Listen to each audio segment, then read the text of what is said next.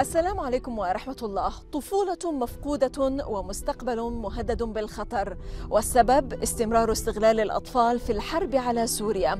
أطفال لم يبلغوا الحلم زجوا في هجوم دعائي يخدم أجندات هم أنفسهم لا يفقهونها. مع الباحثة المستقلة فانيسا بيلي نكشف آثار هذه الجريمة وتداعياتها من الداخل. معكم زينب صفار، تابعونا.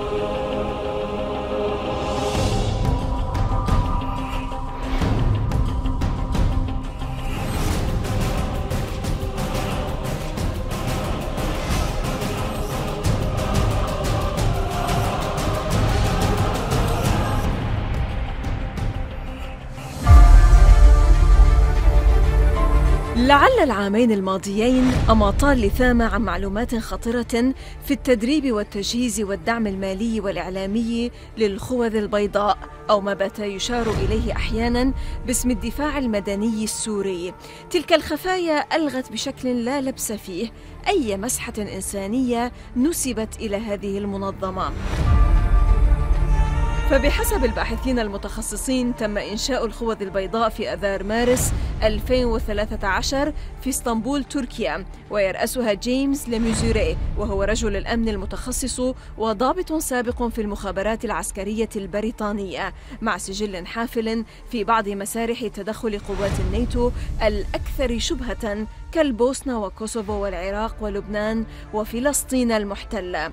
خريج الأكاديمية الملكية العسكرية للنخب، عين في سلسلة من المناصب الرفيعة المستوى في الأمم المتحدة والاتحاد الأوروبي والمملكة المتحدة ومكتب الخارجية والكومنولث. لميزوري أدرك أن عنوان المساعدات الإنسانية هو أكثر فعالية في الحفاظ على الحرب من أي جيش، ولتأمين استمرارية دعم الجمهور حرباً أخرى مكلفة في بلد ما لا يشكل في الواقع أي تهديد لأمريكا أو لحلفائها. بالضبابية والتناقض يمكن وصف التمويل الأولي بقيمة 300 ألف دولار للخوذ البيضاء، لكن المعلومات اللاحقة تقودنا إلى الاستنتاج أن بريطانيا والولايات المتحدة والمعارضة السورية ترتبط مباشرة بذلك. أما الدعم اللوجستي فقد قدمه فريق النخبة التركية للاستجابة للكوارث الطبيعية أكوت. أما اللافت هنا فهي 13 مليون دولار الإضافية التي سكبت في خزائن الخوذ البيضاء خلال عام 2013، حيث تشير التقارير الأولية إلى أن هذه التبرعات بين مزدوجين جاءت من الولايات المتحدة وبريطانيا وما يعرف بالمجلس الوطني السوري، إضافة إلى العلاقات التي اكتشفت سابقا مع جورج سوروس، بيد أن التحقيقات اللاحقة تكشف أن الوكالة الأمريكية للتنمية الدولية USAID كانت مساهما رئيسيا في نشأة الخوذ البيضاء. وفي تقرير نشرته الوكالة في تموز يوليو 2015 ذكر بوضوح أن USAID أمنت أكثر من 16 مليون دولار على شكل مساعدة لتلك المنظمة. Independent researcher and photojournalist Vanessa Bielie, welcome again to الداخل from the inside, ma'am. Thank you so much for inviting me here. Always welcome, Vanessa. Well, Vanessa, a lost childhood and a future jeopardized by ongoing child exploitation in Syria today. And you ask here a very important question. Why should any child undergo such a rigorous induction into the art of propaganda to produce the narrative that serves agendas the children themselves have very little, if any, understanding of? Yeah, absolutely. And this is something that I've been studying now for some time, and since the beginning of the dirty war on Syria, the illegal conflict that's been waged against Syria, we've seen, maybe more than any other conflict, the use of children as propaganda to promote war, to kill more children. There have been many examples right from the beginning with Hamza al-Khatib, the story of the child that was tortured, but later this story was disproved even by his own family. But then if we move forward, there were many, let's say, fake news items using children as propaganda that were proven to be fake. the famous story of the boy saving his sister from the sniper, filmed by the BBC, of course, which was proven to be fake. The child lying next to the grave, proven to be a movie made elsewhere other than in Syria.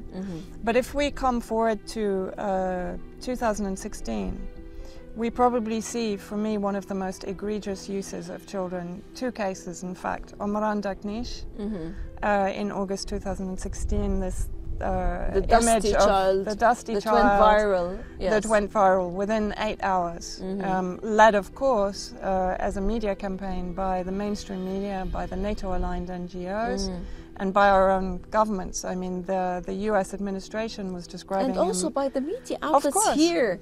Yeah, of course, yeah. And around, yes. But the extraordinary, you know, if we look very quickly at Omran's story, what is extraordinary, first of all, the photographer is a known supporter and affiliate of Nour al-Zinki that 1 month prior to Omran's photo going viral had actually been responsible, the group Nour al-Zinki had been responsible for the beheading of the Palestinian child Abdullah Exactly. who of course received no such coverage, no such outrage. Why was he not the face of the suffering of the people of Aleppo, when in fact he was, because he was a victim of the terrorist entity occupation.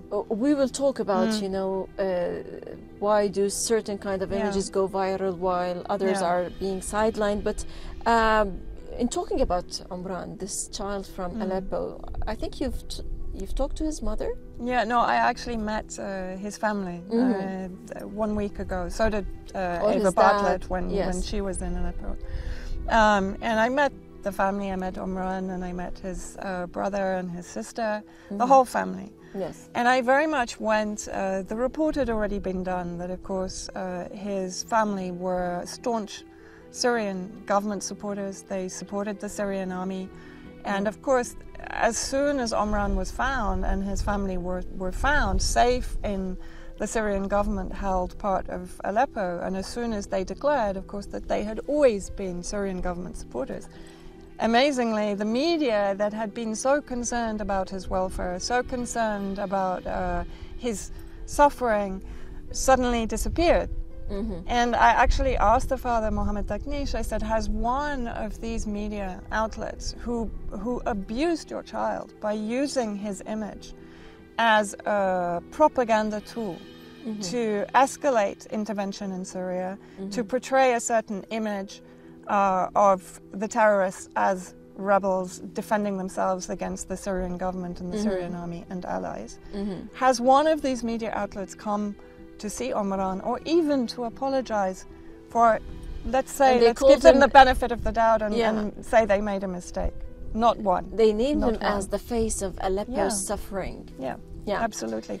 But one very important fact that I just need to make very clear, Omran was not the first person chosen for this photograph, by the way. We actually spoke to the family of the original victim, Ahmed, who was put in the ambulance to be photographed. When they saw Omran, they removed him and replaced him with Omran. So this again shows this clear, cynical use of a child, an injured child, as propaganda. Concerning this ongoing illegal conflict, Vanessa, against Syria, observers note that in the propaganda war on Syria, there are convincing lies and then there are the blindingly clear hoaxes. What is the difference between both from whatever you have researched? Actually, I mean, very few of let's say, the narratives that are created to demonize the Syrian government and the Syrian army and its allies have proven to be true. If we continue on the track of child exploitation, for example, and let's take the story of Bana al-Abed, another child that is being used to promote war. I mean, you know, before she escaped to Turkey from East Aleppo, she was tweeting, or we believe her mother was tweeting, you know, that World War III is better than what we're suffering here in East Aleppo. Now, Khaled Iskef, a journalist who I've been working with extensively, what he discovered and what I discovered in my recent trip to East Aleppo is that Bana al-Abed, her entire family, were actually, since 2013, affiliated with not only Nusra Front, but with Daesh when they were occupying areas of East Aleppo. Her father, Ghassan al-Abed, was a qualified lawyer, but he was working as a Sharia court judge for ISIS until they left the eye hospital in, I believe it was 2013-14. And then Nusra Front took over, but he continued to act as a Sharia court judge. So he was basically making the decisions whether civilians, particularly, should be executed or not. And we know they were being executed because they were loyal to the Syrian government, because they disagreed with the ideology of the extremist factions in East Aleppo. So he was acting as the decider of their execution or their survival in this area, in a terrorist-held area. He's a decision taker when it comes to the lives of those people, yes. On behalf of Nusra Front and Daesh, this is very important. But he was also, I saw his workshop where he was repairing heavy weaponry, the hell cannons, the dushka, the automatic machine guns for Nusra Front. Bana al-Abed's house, so her father's house, was surrounded by Nusra Front centers. We worked out there were 20 military centers surrounding the house. It was the front line. It was the front line for the Nusra Front offensive against civilians in West Aleppo. It was the highest point in Al-Shar.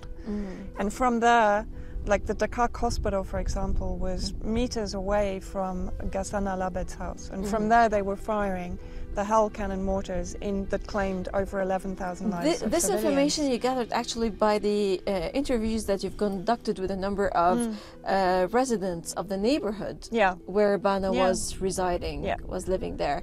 Also in a detailed article, Barbara McKenzie looks at the campaign which uses the brand Bana for war propaganda. An excerpt includes, and I'm quoting her, Bana, the little girl supposedly tweeting from Aleppo, but actually the front for an account run from London, was selected to be the empathetic face of the campaign for a no-fly zone in Syria. Her account was tailored to create the impression of perpetual bombing, perpetual war crimes on the part of Russia and the Syrian government. Absolutely. And if we look now, Bana is about to produce her own book, aged 8. So the continuation of this exploitation. I also managed to speak to her mother's uncle, and he told me that in December, actually, Fatima, the mother, had tried to leave East Aleppo with the children. She had actually asked for amnesty, but then we know that they ended up in Turkey, meeting Erdogan. And now we have the book launch, which is being, by the way, supported by J.K. Rowling, of course, the author of the Harry Potter books, who has also systematically supported the White Helmets, another British government intelligence deep state construct, producing propaganda and supporting the anti-Syrian government narrative inside Syria. But with Bana, I think what is particularly sad is that this is a 7-year-old child. When I was in her neighborhood and speaking with the neighbors, I spoke to another 7-year-old child who simply missed her friend. So this is a childhood. Bana's childhood has been taken from her and will continue to be taken from her by this propaganda machine that she's now on the conveyor belt of. And she will continue to be used because they won't, despite all the evidence of her family's affiliation to Nusra Front and their involvement in the violence against civilians both in East Aleppo and in West Aleppo, they simply cannot back out of this story because it's too much of an underpinning of the NATO state, the Gulf state war effort in Syria. It's too important an element of the propaganda for them to now back out. So despite all of this evidence and actual let's say negative reaction towards Bana because of her role, although it's not her fault. So she's actually being exploited on all sides. This is the saddest thing. Exactly. In a similar vein also, we know how much the NGOs and the media are decisive tools of the propaganda war. But we have to stop now for a short break, Vanessa. إذا فاصل قصير ونعود. لا تذهبوا بعيدا.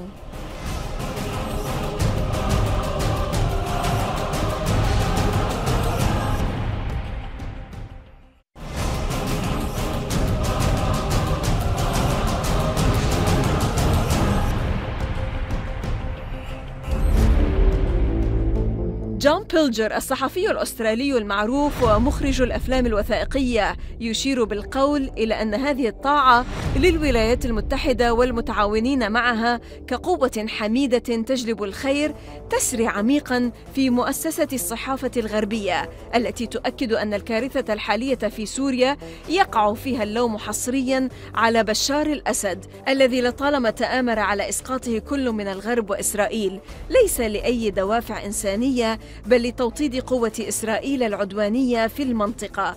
ولعل القوى الجهادية التي أطلقت لها العنان وسلحتها كل من الولايات المتحدة وبريطانيا وفرنسا وتركيا ووكلاء هذا التحالف تخدم هذه الغاية. هم الذين ينشرون الدعاية المغرضة والفيديوهات التي تصبح مادة إخبارية في أمريكا وأوروبا وتكون متاحة للصحفيين وتضمن تغطية أحادية الجانب للوضع في سوريا. في هذا السياق فانيسا بيلي الباحثة المستقلة والمصورة الصحفية تخبرنا عن آخر ما تكشفت عنه الأمور فيما يتعلق بالخوذ البيضاء. وهل تخدم هذه المنظمة هذا السيناريو اليوم ولا سيما بعد أحدث فظائعها في درعا جنوبي سوريا؟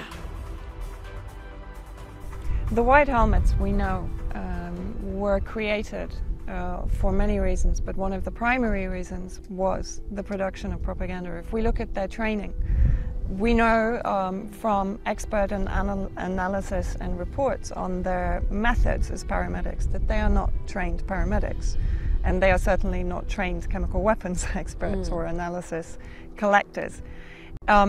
What I believe they are trained in is propaganda, in camera work, in photography, in video editing. And this is why, of course, we've seen the production of the Netflix documentary, the Oscar-winning Netflix documentary, which was produced predominantly by the White Helmets inside Syria, and then the footage was sent to the producers of the film. So we know that this is the White Helmets, one of their primary raison d'etre in Syria. But what has been exposed, as you quite rightly say, their participation in the hideous massacre of Syrian Arab army prisoners of war in Dada very recently, but even previously, their participation in extremist and terrorist atrocities against civilians and against Syrian army prisoners of war, so not even in conflict, actual prisoners. But what we found also again and again in East Aleppo is the depth of the lies that made up their propaganda. I would like to understand here, Vanessa, why on earth do certain photos and stories of Syrian children of such kind of so-called fabricated massacres go viral while other more terrible photos and sordid realities get no notice? It is not coincidental. No, of course not. I mean, this is an entire network. It's an entire apparatus that is interconnected. I mean, for example, you spoke about the terrorist media, and it's very true. If we look at Aleppo Media Center, which was promulgating all of the propaganda, all of the video footage from East Aleppo that was being used by Western media, this organization, Aleppo Media Center, is actually effectively French Foreign Office funded. So again, the same as the White Helmets that are funded by all of the nations who have a vested interest in regime change and destabilization. So we have to follow the money. Of course, you have to follow the money. And again, what you're seeing is this entire complex working, of course, in lockstep with the military-industrial complex, which is the greatest beneficiary of this perpetual conflict in the region, not only in Syria. But if we look at what is working in lockstep, you have the NGO complex, and you have all of the ruling elite foundations that are part of that NGO complex. Then alongside that, you have the same corporations, the same ruling elite who own the media. So all of these organizations are working to produce, with the help of professional PR and marketing publicity agencies. They know what they're doing. The UK has been an expert in behavioral insight and perception changing policy since the First World War. So this is, it's not a new phenomenon, but what we're seeing in Syria, I think because of the duration of the war, over 7 years, the level of the ramping up of the work of that apparatus has been extraordinary, but what has also been extraordinary is the extent to which Syria has exposed it. But through its resistance, we come back to resistance again. You know, the liberation of East Aleppo exposed the Western media, the NATO-aligned NGOs, the government, think tank propaganda, massively. I actually think they're struggling to come back from this. Public consensus has changed. They say where you find a war, you must certainly will find a think tank advocating behind it. Yeah, this is very important. And also they say that in the Balkans War of the 1990s, human rights groups supported partitioning. In Ukraine in 2014, and with also both Syria and Yemen also in 2016, they supported regime change.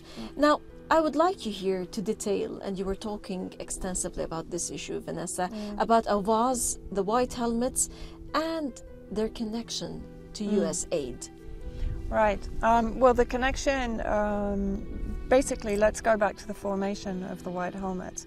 For me, the primary funder and creator is actually the British government, but you're quite right. There are very strong links through the creation of of Avaz. The creators of Avaz also are founder members of Purpose. And this cabal, if you like, created various campaigns in Syria, including the Syria campaign and the White Helmets. And then, as we know, Avaz is a public perception altering tool. I mean, if people want to find out more about Avaz, I would recommend reading Corey Morningstar's work, because she has absolutely exposed them to the bone. And so her work is very important and very seminal work on this. But yes, the connection between Avaz and the White Helmets is a very direct production what about the US chain. aid? The US made money, the funding, 23 million, came in through Chimonix, actually, to the White Helmets. So that is if you like, the facilitating partner to US aid that is providing the funding to the White Helmets. Right, we have a lot to talk about, Vanessa, but I'm afraid that time has run short.